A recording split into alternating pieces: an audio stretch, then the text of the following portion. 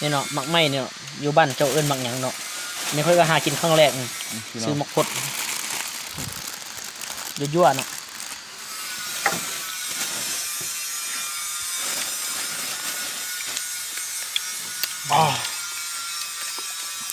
เด็ดเนาะคนบอกเอาว่าเผ็ด ตำขี้ใส่ในปากความแซ่บความคัก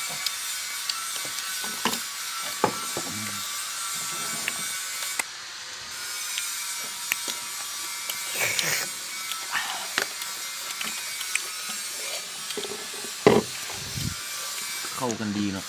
กับตัวนี้เนาะ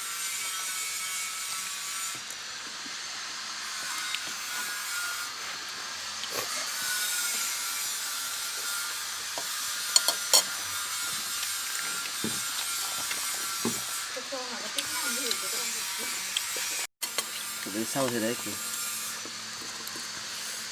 นี่เนาะ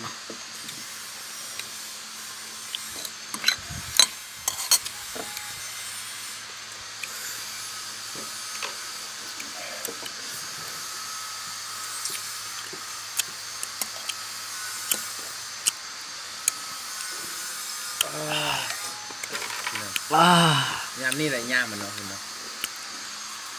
เผ็ดมันจะหน่วยซ้ำเลย ไข่บัด เนาะอยู่เทียงหน้าน้อยเทียงหน้าน้อยคือเก่า